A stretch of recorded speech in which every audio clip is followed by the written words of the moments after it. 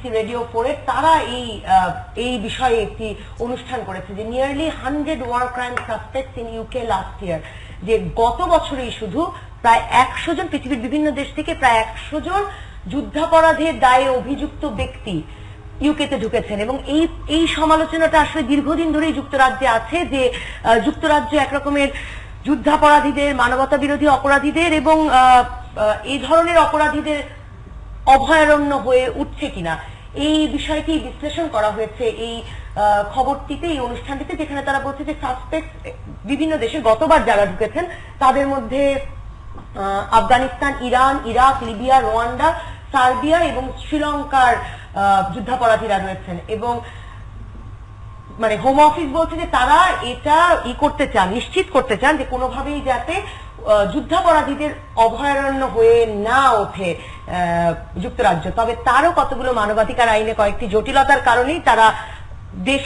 সেসব দেশে বিচারের জন্য পাঠাতে পারছে না। আমরা এই প্রসঙ্গে কথা বলবো আমাদের লন্ডন প্রতিনিধি তানভীর আহমেদের সঙ্গে, স্কাইপে যোগ দিচ্ছেন তিনি আমাদের সঙ্গে। তানভীর, আপনি যদি আমাদেরকে বলেন যে এই শঙ্কার কথা আমি আগেও শুনেছি, বিভিন্ন সময় এটা নিয়ে আলোচনা হয়েছে যে যুক্তরাজ্য আসলে যুদ্ধাপরাধীদের, মানবতা বিরোধী অপরাধীদের, বাংলাদেশের যুদ্ধাপরাধের দায়ে অভিযুক্ত ব্যক্তিও সেখানে আছেন এবং এরকম ব্যক্তিদের অভয়ারণ্য হয়ে উঠছে কিনা, কিন্তু কি কারণে তারা আসলে পারেন না যেসব দেশে, রুয়ান্ডায় বা শ্রীলঙ্কায় বিচারের মুখোমুখি করবার জন্য সেসব অভিযুক্ত ব্যক্তিকে দেশে ফেরত পাঠিয়ে দিতে, সেটা যদি একটু ব্যাখ্যা করতেন।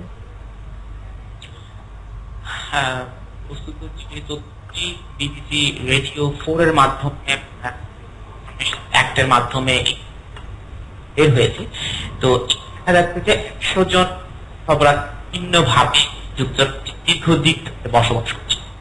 এখন প্রশ্ন হচ্ছে, যারা এই 100 জনের মধ্যে তারা যে সমস্ত তথ্য দিয়ে যুক্তরাজ্যে প্রবেশ করেছে তারা আদৌ কি ধরনের তথ্য দিয়েছিল সেটি এখন যাচাই বাছাই করে দেখা হচ্ছে।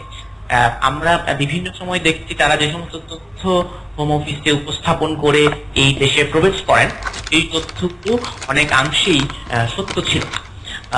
যদি যুদ্ধ অপরাধের অভিযুক্ত যে সমস্ত ব্যক্তি এখানে অলরেডি চলে এসেছে, যেমন বাংলাদেশের মানবতা বিরোধী অপরাধের অভিযুক্ত যুদ্ধ অপরাধী এখানে আছেন, কিন্তু তিনি কিন্তু সম্প্রতি আপনি দেখেছেন যে আল জাজিরায় একটি সাক্ষাৎকার দিয়ে সম্পূর্ণ অস্বীকার করেছেন। তারা বলছেন যে তার বিরুদ্ধে এই ধরনের অভিযোগগুলো প্রণোদিত, রাজনৈতিক ভাবে তাকে হয়রানি করার জন্য এই ধরনের মামলা বা এই ধরনের অভিযোগ করা হচ্ছে। অন্যদিকে আবার তারা বলছেন তারা নিজ দেশে ফিরে যায়, তাহলে সেই দেশে মানবাধিকার তার লঙ্ঘিত হবে, ন্যায় বিচার তিনি পাবেন না। তো যুক্তরাজ্য যেহেতু মানবাধিকারের বিষয়গুলোকে খুব গভীরভাবে গুরুত্ব দিয়ে থাকে, তো সেক্ষেত্রে তারা নিশ্চিত হতে চান যে এই ব্যক্তি বা অভিযুক্ত ব্যক্তিদের মানবাধিকার রক্ষিত হবে কিনা তার নিজ দেশে। যেমনটা আপনি কয়েকটি দেশের নাম আপনি বলেছেন, রুয়ান্ডা, ইরান, ইরাক, আফগানিস্তান, এই দেশগুলো থেকে বেশি আসছে এবং গত 15 মাসে প্রায় 800 আবেদনকারী আবেদন জমা পেয়েছে হোম অফিসে, তারা বলতে চায় যে তার দেশে সেফ না। কিন্তু আবার এই যুক্তরাজ্যের ভেতরেই তো কয়েকটি মানবাধিকার সংগঠন, রিড্রেস সহ আরো কয়েকটি সংগঠন, তারা তো অন্যদিকে আবার বলছে যে এই যে গিয়ে দেশে ফিরে গিয়ে, রুয়ান্ডায় ফিরে গিয়ে বা শ্রীলঙ্কায় ফিরে গিয়ে এই মানুষদেরকে মৃত্যুদণ্ডের মুখোমুখি হতে পারে, নিরপেক্ষ নির্বাচন তারা না, নিরপেক্ষ বিচার তারা না পেতে পারেন, এর সম্মুখীন হতে পারে, সে কারণে তারা ফেরত পাঠাচ্ছেন না। কিন্তু অন্যদিকে যুক্তরাজ্যেও তারা তাদের যুদ্ধাপরাধের তদন্ত বা বিচার করতে পারছেন না, সেটারও তো একটা আন্তর্জাতিক দায় যুক্তরাজ্যের ওপর বর্তায়। তাহলে তারা দেশে ফেরত পাঠাচ্ছে না কেন? দেশে ফেরত পাঠাচ্ছে না কেন, এই বিষয়টি আপনি জানেন যে গত 2 দফায় যে অর্থনৈতিক মন্দা চলছে, সম্প্রতি যে লোকটি জর্ডানের যে আবু কাতাদা, তাকে একটি দায়িত্ব করা হলো, তার খরচটি আমি কিছুক্ষণ আগে দ্য গার্ডিয়ান পড়ছিলাম। দ্য গার্ডিয়ানের প্রতিবেদনে একটি হিসেব দেওয়া হয়েছে আবু কাতাদাকে তার দেশে ফেরত পাঠাতে কত খরচ হচ্ছে ব্রিটিশ সরকারের। এই তথ্যটি হচ্ছে প্রায় 2 বিলিয়ন পাউন্ড খরচ হচ্ছে আবু কাতাদাকে তার দেশে ফেরত পাঠাতে। প্রক্রিয়াটি সম্পূর্ণ করতে সময় লেগেছে প্রায় 10 বছর। তো এটি যুক্তরাজ্যের আইনি জটিল প্রক্রিয়া এবং একটা ব্যয় সাপেক্ষ ব্যাপার। তো যাদেরকে দেশে ফেরত পাঠাতে হবে এবং তাদেরকে নির্দিষ্ট একটা আইনের প্রক্রিয়ার মাধ্যমে ফেরত পাঠাতে হবে, কিন্তু তো ওই প্রক্রিয়াটি সম্পন্ন করতে যে পরিমাণ অর্থ, যে পরিমাণ সময় এবং যে পরিমাণের লোকবল নিয়োগ করা প্রয়োজন, সেই পরিমাণের লজিস্টিক সাপোর্ট যুক্তরাজ্যের আসলে নেই। আর তানভীর, এই রিড্রেস সংগঠনটি সম্ভবত তারা একটি সংগঠন যারা চৌধুরী মাইনুদ্দিন সহ আরো অনেক যুদ্ধাপরাধীরই কিন্তু বিষয় তদন্ত করছিল, যাতে তারাই একরকমের হোম অফিসকে সাহায্য করতে পারে যে এরা প্রকৃত যুদ্ধাপরাধী এবং যাতে হোম অফিস একটা ব্যবস্থা নিতে পারে। তাদের এই সব তদন্তের কি পরিস্থিতি, সে বিষয়ে কি আপনি কোনো তথ্য জানেন? সুনির্দিষ্টভাবে কোনো মানবাধিকার সংস্থাকে কোট করে আমি বলতে, যেহেতু তাদের সাথে আমার কথা হয়নি।